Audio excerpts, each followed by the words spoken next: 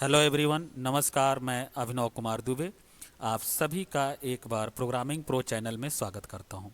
Friends, आज के इस सेशन में हम आपको नाइलेट ओ लेवल के प्रीवियस ईयर क्वेश्चंस को सॉल्व करके दिखाने वाले हैं, जिसके अंतर्गत हम पाइथन प्रोग्रामिंग लैंग्वेज के बारे में हम आपको बताएंगे। इसके अंतर्गत हमने जनवरी 21 एग्ज़ाम जो कंडक्ट हुआ था उसके पेपर को सेलेक्ट किया है और उसके ऑब्जेक्टिव क्वेश्चंस को हम आपको सॉल्व करके दिखाने वाले हैं। तो आइए आगे बढ़ते हैं और शुरू करते हैं आज के इस सेशन को और समझते हैं कि एक एक जो ऑब्जेक्टिव क्वेश्चंस दिया हुआ है उसका आंसर क्या होगा। तो फ्रेंड्स, सबसे जो फर्स्ट क्वेश्चन है उसको हम लेते हैं और इसमें आपसे पूछा गया है, जो फर्स्ट क्वेश्चन है इसमें आपको आउटपुट बताना है, जिसमें आप फर्स्ट क्वेश्चन में देखेंगे तो इसका आउटपुट क्या होगा, जिसमें ए है, एक इसमें टेक्स्ट असाइन किया गया है, बी है 13 असाइन किया गया है और इसको ए प्लस बी प्रिंट कराया गया है। तो जनरली हम जानते हैं कि चूंकि प्लस का सिंबल जो लगता है वो कॉन्केटनेशन के लिए होता है, दो स्ट्रिंग को कॉन्केटनेट करता है। लेकिन यहाँ पर अगर आप देखेंगे तो फर्स्ट तो स्ट्रिंग है लेकिन सेकंड क्या है, इंटीजर वैल्यू है। पहली गलती तो एक यहाँ पर है। दूसरी मिस्टेक ये है कि यहाँ पर प्रिंट फंक्शन के आगे पैरेंथेसिस लगा होता है, जो कि पैरेंथेसिस मिसिंग है। इसका मतलब ये है कि इस प्रोग्राम में क्या है, एरर है। तो इसका आंसर क्या हो जाएगा, सी। आइए सेकंड क्वेश्चन को लेते हैं। फ्रेंड्स, सेकंड क्वेश्चन दिया है, इसमें भी आपको आउटपुट फाइंड करना है। बेसिकली एक क्लास का क्वेश्चन है, जिसमें एक क्लास एसीसी नाम का एक क्लास है। इसके अंदर एक इनबिल्ट इंस्ट्रक्टर बनाया गया है, जो कि एक स्पेशल फंक्शन होता है जो ऑब्जेक्ट को इनिशियलाइज करने के लिए यूज होता है।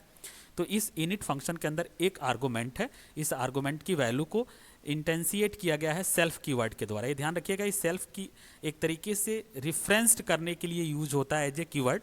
ये कोई आर्गुमेंट नहीं है एक तरीके से। यहाँ पर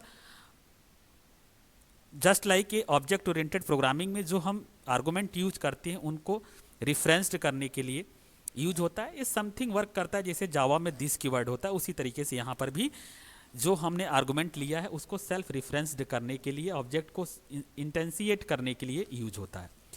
फिर यहाँ पर आईडी को री इनिशियलाइज किया गया है। अब यहाँ पर एक ऑब्जेक्ट क्रिएट किया गया है एसीसी नाम का, और यहाँ पर कंस्ट्रक्टर की वैल्यू को पास किया जा रहा है, यानी 111 है तो 111 आईडी में जाके कॉपी होगी। यहाँ पर आईडी की वैल्यू 111 हो जाएगी। लेकिन ध्यान रखिएगा, ये जो आईडी है, चूंकि यहाँ सेल्फ डॉट नहीं लगाया गया इसलिए यहाँ पर लोकल वेरिएबल काउंट होगा। यहाँ पर अब क्या किया गया है कि हमने acc.id को यहाँ पर प्रिंट किया है। तो जनरली अगर आप देखेंगे तो अगर ये पैरेंथेसिस लगा होता तब तो acc की वैल्यू जो होती, ऑब्जेक्ट की वैल्यू जो पास की गई थी वो 111 है और 111 प्रिंट होता, पहली चीज़। दूसरी चीज़ ये है कि अगर यहाँ पर सेल्फ डॉट आई लगा दिया गया होता और देन यहाँ पे आईडी को अगर हम एक्सेस कर रहे होते तो इसकी वैल्यू 555 प्रिंट होगा।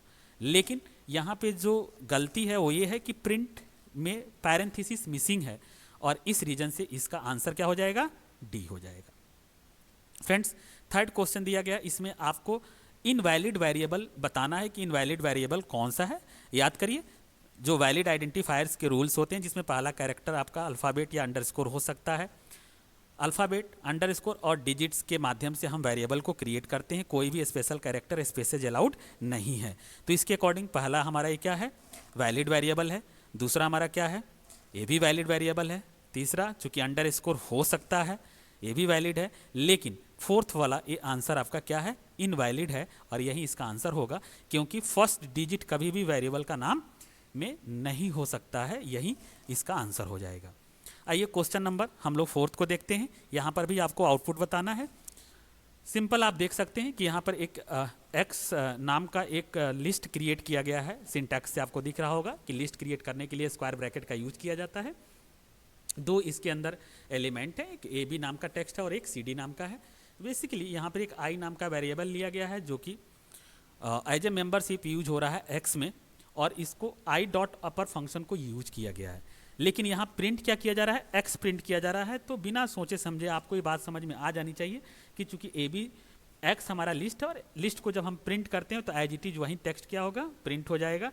यहाँ पर आई डॉट अपर से कोई भी इस एक्स पे रिफ्लेक्शन नहीं होगा, क्योंकि ये स्ट्रिंग को लोअर लेटर से कैपिटल लेटर में चेंज करने के लिए किया जाता है। लिस्ट को ये अपडेट नहीं कर रहा है क्योंकि यहाँ पे आई अपडेट हो रहा है, इसलिए एक्स प्रिंट किया गया है। तो हमें आउटपुट क्या दिखाएगा, आउटपुट हमें मिलना चाहिए as it is A B, और सी डी आउटपुट क्या करेगा, प्रिंट कर देगा। आइए क्वेश्चन नंबर हम लोग 5 को समझते हैं। यहाँ पर एक बेसिकली ए बी सी ये 3 अलग अलग वैल्यूज ली गई हैं, वेरिएबल्स हैं। एक आपका इंटीजर है, दूसरा आपका स्ट्रिंग है, टेक्स्ट कह सकते हैं, और तीसरी वैल्यू जो दी गई है ए भी आपका इंटीजर है, माइनस में वैल्यूज दी गई है। एक str नाम का वेरिएबल लिया गया है, यहाँ पे फॉर्मेट स्पेसिफायर यूज किया गया है, आप याद करिए। तो यहाँ पर बेसिकली फर्स्ट फॉर्मेट स्पेसिफायर आप देख सकते हैं कि जिसमें लिखा है कि प्रिसीजन 4 प्लेसेस तक क्या होना चाहिए, हमारी वैल्यूज डेसिमल वैल्यूज आनी चाहिए। तो जो पहली वैल्यूज ए है, बेसिकली इसमें 4 प्लेसेस तक अगर हम देखेंगे तो A B C D option में आप देखेंगे तो 4 प्लेसेस तक केवल यही एक ऑप्शन है जो दशमलव अंक के बाद 4 प्लेसेस तक इसमें 0 लगा हुआ है। तो ये आपका आंसर हो जाएगा, आप प्रिंट करके देख सकते हैं। क्वेश्चन नंबर हम 6 पर आते हैं, और यहाँ पर आप देख सकते हैं कि एक फंक्शन डिफाइन किया गया है जो GFG नाम का फंक्शन है। इसमें भी आपको आउटपुट बताना है। 2 आर्गूमेंट है, ये x नाम का वेरिएबल लिया गया है और एक l नाम की एम्प्टी लिस्ट क्रिएट की गई है, यानी 2 आर्गूमेंट यहाँ पर दिया गया है। अब यहाँ पर एक i नाम का वेरिएबल है जो यूज किया गया है एज ए फॉर लूप में। फिर यहाँ पर लिस्ट को अपेंड किया जा रहा है, लिस्ट को अपेंड किया जा रहा है, यानी जो भी आर्गूमेंट आएगा उसका एक तरीके से ये मल्टीप्लाई कर रहा है, स्क्वायर निकाल रहा है। फिर यहाँ पर लिस्ट को प्रिंट कर दिया गया है। अब यहाँ से हमने फंक्शन को कॉल किया है मेन में जब कॉल करेंगे तो यहाँ से 2 पास किया गया, तो 2 किस में चला जाएगा, x में चला जाएगा। x की वैल्यू क्या हो जाएगी, 2 हो जाएगी। अब i फर्स्ट टाइम i की वैल्यू क्या हो जाएगी, चूंकि ये रेंज फंक्शन के अंदर यूज हुआ तो i फर्स्ट टाइम क्या हो जाएगा, 0 हो जाएगा। अब यहाँ पर l dot append i into I किया गया है, तो ये सबसे पहले स्टेप में क्या हो जाएगा, 0 इंटू 0। तो 0 इंटू 0 करेंगे तो रिजल्ट हमारा क्या मिलेगा, 0 मिलेगा, राइट। और लिस्ट में क्या करेगा, पहले प्लेस पे 0 को ऐड कर देगा। फिर अब i में इंक्रीमेंट होगा, i की वैल्यू क्या हो जाएगी, 1 हो जाएगी। तो अभी चूंकि यहाँ x की वैल्यू 2 है और हमेशा जो रेंज दिया जाता है उसे एक कम चलता है, तो 1 अभी भी वैलिड है, चलेगा। अब सेकेंड स्टेप में क्या हो जाएगा, 1 इंटू 1 हो जाएगा, यानी i को 2 बार मल्टीप्लाई करेगा तो यहाँ पे वैल्यू क्या हो जाएगी, 1 हो जाएगी। तो इस तरीके से लिस्ट में पहले इंडेक्स पे 0, दूसरे इंडेक्स पे क्या हो जाएगा, 1 हो जाएगा, और ये आपका आंसर बी यहाँ पर सही हो जाएगा।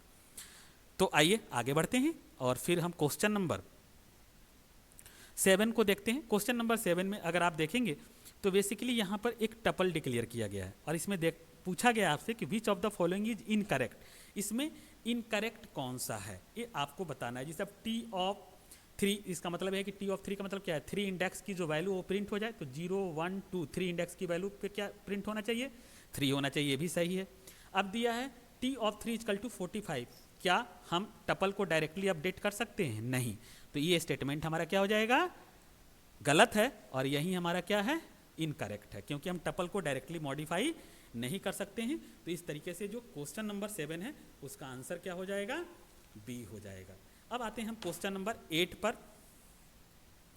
तो फ्रेंड्स क्वेश्चन नंबर 8 अगर आप देखेंगे तो यहाँ पर आपको दिया हुआ है कि इसका आउटपुट आपको फाइंड करना है।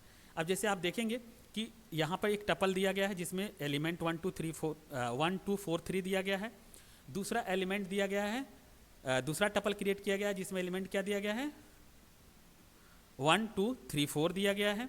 अब आपसे पूछ रहा है T1 is less than T2, तो ऑब्वियसली है कि यहाँ पर अगर आप एलिमेंट देखेंगे तो इसका आंसर क्या दिखाना चाहिए, इसका फॉल्स दिखाना चाहिए, क्योंकि ये एलिमेंट आपका क्या है, अगर ऐसे समझोगे तो ये 1243 ऐसे समझ लो, और ये आपका क्या आ रहा है, 1234 आ रहा है। अगर आप वैल्यूज को ही कंपेयर करके देखोगे तो भी ये हमारी वैल्यूज क्या होंगी, लेस होंगी, क्योंकि 1 1 के बराबर है, 2 2 के बराबर, लेकिन 4 3 के बराबर नहीं है। ऐसे भी आप कंपेयर कर सकते हो, तो ये आंसर आपका क्या हो जाएगा, यहाँ पर फॉल्स हो जाएगा। यानी ये कंपेयर किया गया है कि T1 लेस है T2 से, तो लेकिन T1 तो T2 से लेस नहीं है, तो इसका आंसर क्या हो जाएगा, आपका 8 का बी हो जाएगा। आप एज इट इज इसको इंटरेक्टिव मोड में भी टाइप करके आप देख सकते हैं। क्वेश्चन नंबर 9 दिया गया है। अब रिकर्सन के बारे में, रिकर्सन जानते हैं कि जो repetitive function called itself is called recursion. तो बेसिकली कह रहा है कि कौन सा रिकर्सन के बारे में लिखी में कथनों में से कौन सा गलत है। तो इसका जो आंसर होना चाहिए वो आप देख सकते हैं कि यहाँ पे दिया, प्रत्येक रिकर्सिव फंक्शन का एक बेस केस अवश्य होना चाहिए, सही है। यदि बेस केस का उल्लेख उपयुक्त रूप में न किया गया हो तो असीम रिकर्सन हो सकता है, ये भी सही है। एक रिकर्सिव फंक्शन कोड को समझने में आसान बनाता है, जबकि आप जानते हैं रिकर्सिव फंक्शन जो होता है बेसिकली एक तरीके से कम्प्लेक्स होता है, बहुत आसानी से इसको आप नहीं समझ सकते हैं। तो बेसिकली ये जो आपका आंसर दिया हुआ है कि रिकर्सन के बारे में लिखिए कथनों में से कौन सा गलत है, तो ये क्वेश्चन आपका क्या है, इसका आंसर क्या हो जाएगा, सी हो जाएगा, यानी 9 का सी हो जाएगा।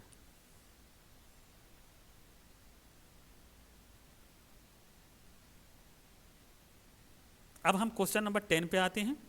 10 पे अगर आप देखोगे तो बेसिकली एक फंक्टूल्स नाम का एक मॉड्यूल है जिसको एक्सेस किया गया है। यहाँ पर एक लिस्ट क्रिएट की गई है और इसका आपका आउटपुट बताना है। तो इसका आउटपुट जो आएगा वो क्या आएगा, डी आएगा, यानी इसका आंसर हो जाएगा 5। अब बेसिकली इस फंक्शन को जब आप रन करके देखेंगे, ये लैम्ब्डा फंक्शन यूज किया गया है, तो इसके अंतर्गत अगर आप देखेंगे तो इसका आउटपुट आपको 5 आएगा। ये आप टाइप करके जरूर देखिएगा इसको। आइए आगे बढ़ते हैं। और अब जो सेकंड टाइप का क्वेश्चन है वो है ट्रू फॉल्स पूछ रहा है। Python is high level interpreted interactive and object oriented scripting language, it is design to be highly unreadable. देखिए हाईली अनरीडेबल है, यानी यहीं पे निगेटिव आपकी पॉइंट दिख रही है, जबकि ये हाईली क्या होता है, रीडेबल होता है, बहुत ही स्ट्रेट फॉरवर्ड सिंटैक्स होता है पाइथन का। तो ये आपका आंसर 2.1 का जो आंसर होना चाहिए वो क्या है, ये आपका आंसर फॉल्स है, यानी अनरीडेबल ये नहीं होता है। सेकेंड अगर हम देखेंगे, दिया है Python is derived from many other languages including ABC, मोडुला, जो ऑब्जेक्ट ओरिएंटेड C++, ये सारे लैंग्वेजेस से क्या है, ये derived है। तो इसका आंसर आपका क्या हो जाएगा, यानी ये ट्रू है, बहुत सारे लैंग्वेजेस से derived है। तीसरा अगर आप देखेंगे, in Python assignment of more than one behaviour to particular function and the operation performed varies by the types of object or arguments involved are known as operator overloading का concept यहाँ पे नहीं होता है। तो बेसिकली आपका क्या हो जाएगा, फॉल्स हो जाएगा। चौथा अगर आप देखेंगे, to access values in tuple use the square bracket. क्या टपल को अगर हम जो टपल यूज करते हैं उसकी वैल्यू को एक्सेस करने के लिए जब आप स्लाइसिंग और करके या इंडेक्स करके आप एक्सेस करते हैं तो क्या आप स्क्वायर ब्रैकेट का यूज करते हैं, तो याद करिए बिल्कुल करते हैं। तो इसका आंसर क्या हो जाएगा, ये आपका ट्रू है। The Python standard for database interfaces is the Python SB API, most Python database interfaces adhere to this standard. तो ये इसका आंसर क्या हो जाएगा, ये फॉल्स हो जाएगा, क्योंकि इसका डेटाबेस जो होता है जब हम लोग कनेक्ट करते हैं तो MySQL से, SQLite से भी हम लोग कनेक्ट करते हैं। क्वेश्चन नंबर 6 है, if connection is establish with the data source then a connection object is return and saved into DB for further use, otherwise DB is set to none. तो ये answer आपका क्या हो जाएगा, चूंकि नन टाइप होता है तो पाइथन के अंदर, तो ये बेसिकली आपका आंसर इसका ट्रू होगा। अब टेल फंक्शन के बारे में आपने फाइल हैंडलिंग में पढ़ा था, पोजीशन जो होता है उसको बताने के लिए टेल फंक्शन का यूज किया जाता है। तो method tell you current position, tell और सिक आपने यूज किया था, तो करंट पोजीशन के लिए हम लोग टेल का यूज करते हैं। तो बेसिकली ये आपका क्या है, ट्रू है। क्वेश्चन नंबर 8 कह रहा है, removing individual tuple element is possible. तो आप याद करिए कि हम टपल को डायरेक्टली जब अपडेट ही नहीं कर सकते हैं तो उसमें हम कोई भी एलिमेंट को डायरेक्टली हम एक एक एलिमेंट को डिलीट नहीं कर सकते। कंप्लीट टपल तो कर सकते हैं लेकिन हम इंडिविजुअल एलिमेंट को हम डिलीट नहीं कर सकते हैं। तो इसका आंसर क्या हो जाएगा, 2.8 का फॉल्स। इसी तरीके से क्वेश्चन नंबर 9 पे अगर हम बात करें, द फर्स्ट मेथड जो इनिट है, जो इनबिल्ट कंस्ट्रक्टर है ऑब्जेक्ट ओरिएंटेड के अंतर्गत, special method which is called class constructor और इनिशियलाइजेशन मेथड। ऑब्वियसली कि ये इनिट एक कंस्ट्रक्टर है जो ऑब्जेक्ट को इनिशियलाइज करने के लिए यूज होता है, आप याद रखिएगा। और इस तरीके से ये आंसर इसका क्या होगा, ट्रू होगा। क्वेश्चन नंबर 10 की अगर हम लोग बात करेंगे, when a Python script raise an exception it must either handle the exception immediately otherwise it terminate and quits. तो ये भी आपका ट्रू है, चूंकि आपके सिलेबस में तो ये नहीं दिया हुआ है एक्सेप्शन का, लेकिन एक्सेप्शन का मतलब क्या होता है कि अपवाद होता है। कभी कभी ऐसा होता है कि जब हम कुछ कोड राइट कर रहे होते हैं तो विदाउट नॉलेज ऑफ यूज़र कुछ ऐसे कोड राइट हो जाते हैं जिसके चलते एक तरीके की एरर जनरेट हो जाती है। जैसे नंबर इज डिवाइड बाई 0 कभी हो ही नहीं सकता, लेकिन ऐसा कोई इक्वेशन आपने लिख दिया जिससे कि नंबर डिवाइड बाई 0 हो जा रहा है, तो वहाँ पे क्या एरेज होगी, एक्सेप्शन रेज होगा और एक्सेप्शन को हमें हैंडलिंग करना होता है, अदरवाइज वो प्रोग्राम को क्या करेगा, टर्मिनेट कर देगा। तो इस तरीके से इसका भी आंसर क्या हो जाएगा, ट्रू हो जाएगा। तो उम्मीद करता हूँ कि आपको ट्रू फॉल्स के भी सारे क्वेश्चंस आपको ये बात समझ में आ गई होगी एंड मल्टीपल चॉइस के मैक्सिमम जो क्वेश्चन थे उसके आउटपुट फाइंड करने थे।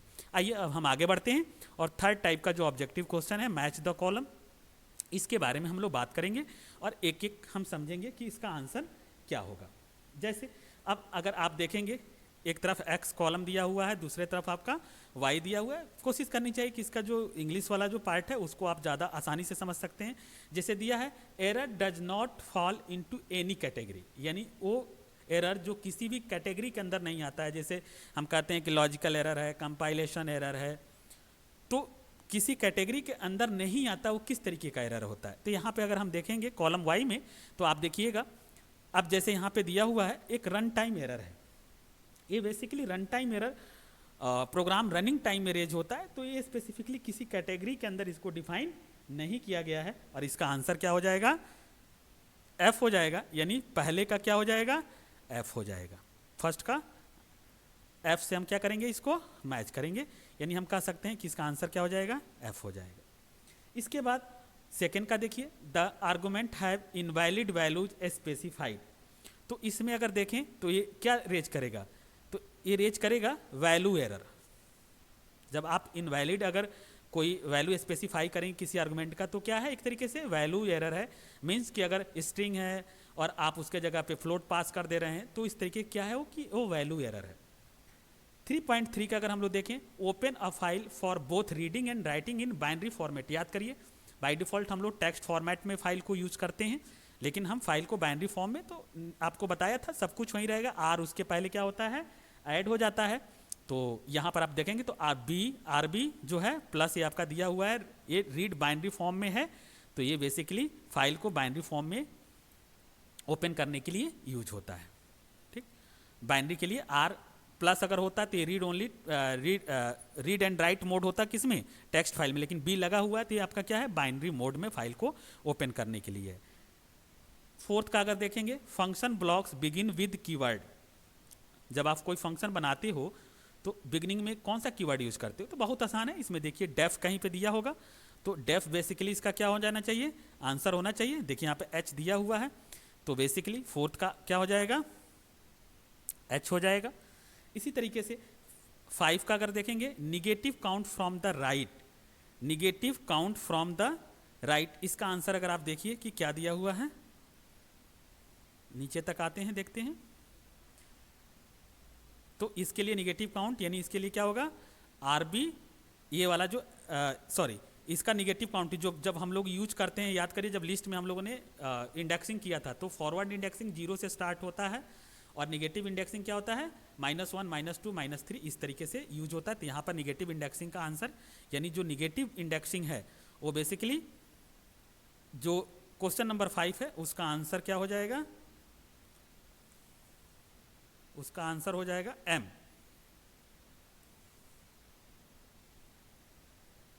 यानी इसका आंसर हो जाएगा एम, यहां पर एम हो जाएगा। 6 का देखिए, method display the current working directory. Current working directory को डिस्प्ले करने के लिए अब इसमें से देखिए ये जो आपका गेट CWD है क्या है, ये गेट करंट वर्किंग डायरेक्टरी है, यानी इसका आंसर आपका जे हो जाएगा। 7 का अगर आप देखेंगे, the offset of the local DST time zone, तो यहाँ पे टाइम जोन से अगर आप देखोगे तो बेसिकली टाइम जोन से आपको देखने से लग जाएगा कि इसका आंसर क्या है, ए है। तो यहाँ पर 7 का क्या हो जाएगा, ए हो जाएगा। इसी तरीके से क्वेश्चन नंबर अगर आप 8 का देखोगे, convert a list into tuple, तो इसके लिए अगर कोई लिस्ट और टपल में कन्वर्ट करना है तो टपल नाम का इनबिल्ट फंक्शन ही होता है जो कि टपल लिस्ट को कन्वर्ट करता है। तो यहाँ पे देखिए क्या कोई दिया हुआ है इस तरीके से, यहाँ पर देखिए टपल ही दिया है ना, टपल नाम का ही है, स्पेशल फंक्शन है जो कि ये कन्वर्ट करने के लिए लिस्ट को यूज करते हैं। फिर क्वेश्चन नंबर अगर आप देखोगे, कन्वर्ट ए लिस्ट इनटू टपल, यानी लिस्ट को टपल में कन्वर्ट करने के लिए टपल फंक्शन का प्रयोग किया गया है।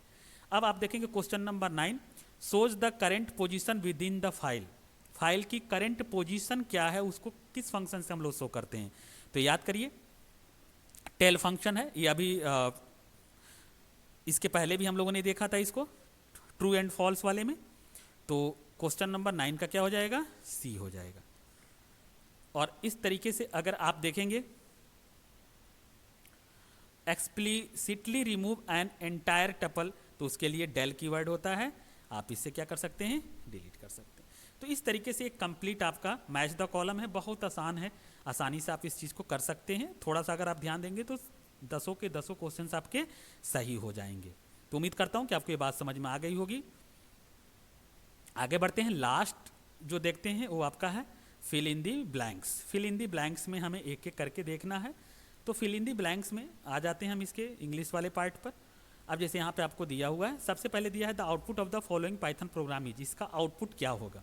तो देखिए ध्यान दीजिएगा, यहाँ पे लैम्बडा फंक्शन एक दिया गया है। तो सबसे पहले यहाँ पे क्या निकाला जा रहा है, स्क्वायर, और यहाँ पे उसके फिर क्या किया जा रहा है, क्यूब है। तो सबसे पहले यहाँ पे अगर आप देखेंगे तो एक्स की वैल्यू क्या है, 2 है। आर नाम का एक फंक्शन है, एक्स को पास किया गया, तो अब यहाँ पे 2 × 2 क्या हो जाएगा, 4 हो जाएगा। फिर एक्स इक्वल टू, फिर यहाँ पे एक्स को पास किया जा रहा है, तो अब यहाँ से 4 पास होगा, तो अब सेकेंड वाला फंक्शन आपका कॉल हो गया एस वाला, यानी पहले आर वाला कॉल हुआ फिर एस वाला। तब यहाँ पे क्यू की वैल्यू क्या मिल गई, यहाँ पे 4 मिल जाएगी। तो यानी कि यहाँ पे आपका क्या हो जाएगा, 12 हो जाएगा। और फिर यहाँ पे एक्स और आर को पास किया गया है, इसका मतलब 12 × 2 क्या हो जाएगा, 24 हो जाएगा। आप इसको रन करके देखेंगे तो इसका आंसर आपको क्या मिलेगा, 24 मिलेगा। यानी फिर से ध्यान दीजिए, एक्स की वैल्यू क्या है, 2। अब x नाम का एक वेरिएबल है जिसमें r फंक्शन को यहाँ पे क्या किया गया है, लैम्बडा जस्ट लाइक फंक्शन ही, r फंक्शन को कॉल किया गया, तो यहाँ से 2 पास किया गया। तो पहले फेज में क्या हो जाएगा, q की वैल्यू क्या हो जाएगी, 2। तो 2 × क्या हो गया, ये 2, यानी इसका आंसर हमारा क्या हो जाएगा, 4 हो गया। फिर सेकंड s को कॉल किया गया, तो अब s में x जो पास होगा बेसिकली क्या पास होगा, 4 होगा। तो यहाँ पे 4 × क्या हो जाएगा, 3, 4 × 3, यानी एक वैल्यू क्या हो जाएगी, 12। और फिर थर्ड में फिर x इक्वल टू आर को फिर कॉल किया गया, तो अब x यहाँ से क्या पास होगा, 12 पास होगा। तो ये क्या हो जाएगा, 12 × 2, तो इसका आंसर क्या हो जाएगा फाइनली 24। यानी अगर कहीं पे 24 है तो हमारा आंसर हो जाएगा, यानी इसका आंसर हमारा क्या हो जाएगा, बी। इसका आंसर हमारा क्या होगा, बी होगा, क्योंकि इसका आंसर आएगा 24। सेकेंड का देखिए दिया हुआ है, let consider the following Python code, A equal to true दिया गया है, बी इक्वल टू फॉल्स दिया गया है, सी इक्वल टू फॉल्स दिया गया। अब देखिए दिया है इफ ए और बी एंड सी, तो इसका आंसर क्या प्रिंट होना चाहिए। इसमें अब आप देखिए क्या प्रिंट होना चाहिए, कह रहा है कि प्रिंट ट्रू और प्रिंट फॉल्स। तो अब यहाँ पे अगर देखेंगे तो एज पर जो प्रायोरिटी है उसके अकॉर्डिंग यहाँ पर आंसर क्या प्रिंट होना चाहिए। तो सबसे पहले एंड एग्जीक्यूट होगा, तो यहाँ पर बी भी फॉल्स है और सी भी फॉल्स है, तो एंड अगर दोनों जुड़ा हो तो फॉल्स फॉल्स क्या होगा, फॉल्स हो जाएगा। और फिर और एग्जीक्यूट होगा, तो ए की वैल्यू क्या है, ट्रू है, और इधर से दोनों का रिजल्ट हमें क्या मिल रहा है, फॉल्स मिल रहा है। तो ट्रू और फॉल्स चूंकि आर से जुड़े हुए हैं, तो बेसिकली एक ट्रू हो और एक फॉल्स हो, और कंडीशन में कोई भी कंडीशन ट्रू है तो आंसर क्या मिल जाएगा, ट्रू मिल जाएगा। तो यहाँ पे जी में आपका क्या दिया हुआ है, ट्रू दिया हुआ है, तो इसका मतलब ये होगा सेकेंड का क्या हो जाएगा, जी हो जाएगा। आप लोग करके भी देखिएगा इसको। क्वेश्चन नंबर 3 दिया है, recursive function usually take memory space than non recursive function. तो इसका आंसर अगर आप देखेंगे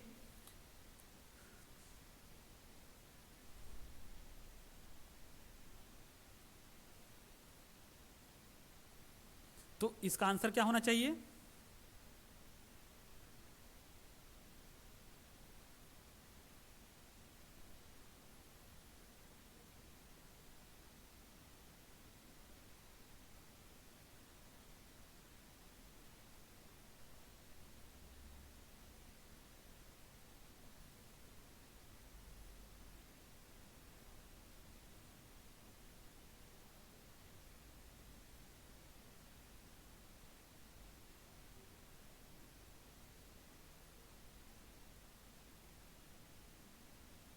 चलिए इसका आंसर हम लोग देख लेते हैं। अभी 4 का देखते हैं, 4 का क्या है, Python programming language was created by. तो अब इसमें देखिए गुडो वैन रोसम ने किया था, तो इसका आंसर क्या होना चाहिए, एच होना चाहिए, यानी गुडोवेन रोसम ने किया था, तो इसका आंसर एच हो जाएगा। फिफ्थ का देखते हैं, Python support object oriented style और technique of programming that encapsulate code within. तो इसका आंसर क्या हो जाना चाहिए? अब इसका आंसर हम देखते हैं।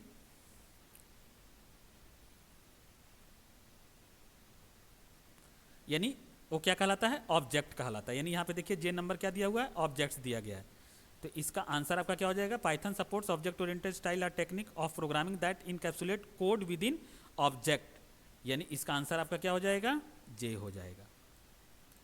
क्वेश्चन नंबर 6 को देखते हैं।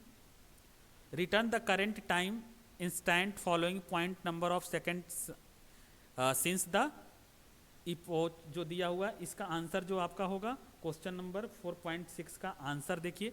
तो बेसिकली इसमें आप देखेंगे कि क्या कोई एक टाइम फंक्शन ही है, तो टाइम से रिलेटेड पूछ रहा है, तो टाइम डॉट टाइम फंक्शन से जो है वो आप करके देखे भी हैं। तो इसका आंसर क्या हो जाएगा? ए हो जाएगा। Return the current time instant, ये आपका जो करेंट टाइम होता है उसको डिस्प्ले करता है। All parameters argument in the Python language are passed by, क्या होता है? रिफरेंस होता है। इसमें देखिए कहीं रिफरेंस दिया होगा, तो बाई क्या होता है? रिफरेंस होता है। एक होता है जब फंक्शन आर्गुमेंट पास होते हैं कॉल बाई वैल्यू, दूसरा होता है call by reference. Call by value में क्या होता है कि जब हम एक्चुअल पैरामीटर यानी फॉर्मल पैरामीटर में जब चेंजेस करते हैं तो एक्चुअल पैरामीटर पे कोई भी रिफ्लेक्शन नहीं होता है। लेकिन कॉल बाई रिफरेंस मेथड से अगर हम किसी आर्गुमेंट को पास करते हैं तो अगर हम फॉर्मल में चेंजेस करेंगे तो एक्चुअल भी क्या होगा? रिफ्लेक्ट होगा। तो इसका आंसर क्या हो जाएगा? डी हो जाएगा। यानी बाई डिफॉल्ट जो आर्गुमेंट पास होता है बाई कॉल बाई रिफरेंस होता है। क्वेश्चन नंबर 8 पर अगर आएंगे हम लोग, तो क्वेश्चन नंबर 8 का जो दिया हुआ है 4.8 का जो आंसर है, इसमें the can be accessed only inside the function in which they are declared whereas global variable can be access through the program body by all functions. तो इसका मतलब है कि यहाँ पे लोकल जो फंक्शन होगा यानी लोकल वेरिएबल जो होगा वही केवल उस ब्लॉक के अंदर एक्सेस होगा। देखिए कहीं पे यहाँ पे लोकल लिखा हुआ है, लोकल वेरिएबल, तो इसका आंसर क्या हो जाएगा? एफ हो जाएगा। यानी इसका 8 का आंसर एफ हो जाएगा। अब क्वेश्चन नंबर 9 है, the difference between tuples and list are the tuple can not be change unlike list and tuples uses whereas list uses square. यानी ये टपल्स को क्रिएट करते हैं तो क्या लगाते हैं? पैरेंथेसिस लगाते हैं। और जब स्क्वायर को यूज करते हैं, जो स्क्वायर ब्रैकेट जो होता है वो किसके लिए होता है? वो आपके लिस्ट के लिए होता है। तो यहाँ पे देखिए पैरेंथेसिस कहीं पे लिखा होगा, वहीं इसका आंसर हो जाएगा पैरेंथेसिस। देखिए सी इसका आंसर है, तो यहाँ पर क्वेश्चन नंबर 9 का आंसर क्या हो जाएगा? सी हो जाएगा। यानी इसका आंसर सी हो जाएगा। क्वेश्चन नंबर 10 कह रहा है, Python convert numbers internally in an expression containing mix type to a common type of evaluation but sometimes queries a number explicitly from one type to another type satisfy the requirement of parameter। तो इसका answer अगर हम लोग देखें तो इसमें क्या है? इसका आंसर जो होगा बेसिकली क्या है? फंक्शन है। अगर इसमें देखा जाए तो इसका आंसर क्या होना चाहिए? फंक्शन होना चाहिए। फंक्शंस इसमें जो दिया हुआ है क्वेश्चन नंबर 10 को एक बार, Python convert numbers internally in a expression containing mix type of common type of evaluation but sometimes requires a number explicitly from one type to another to satisfy the requirement of function parameter. जो function है function parameter को satisfied करने के लिए use होता है। तो basically इसका आंसर क्या हो जाएगा? आई हो जाएगा। तो इस तरीके से ये matching the fill in the blanks का भी हमारा पूरा का पूरा पार्ट हो गया।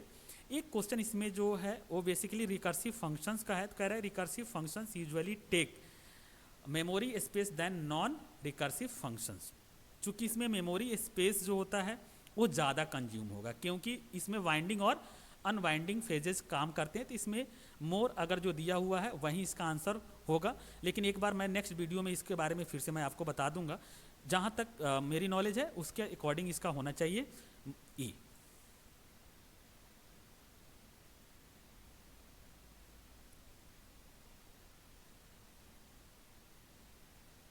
तो उम्मीद करता हूँ कि आपको ये सारे क्वेश्चन समझ में आ गए होंगे। फ्रेंड्स, हम केवल ऑब्जेक्टिव क्वेश्चंस के बारे में ही अभी डिस्कस कर रहे हैं। तो मेरा प्रयास यही है कि कम से कम 2, 3, 4 पेपर जो भी है उसको हम विद एक्सप्लेनेशन आपको प्रोवाइड कर सकें। अगर कोई आपको फिर भी कन्फ्यूजन रहता है तो आप कमेंट करके ज़रूर बताइएगा। फिर हम आपसे मिलेंगे नेक्स्ट पेपर सॉल्व करके, आपको फिर से नेक्स्ट वीडियो में हम आपसे मिलेंगे। Thank you.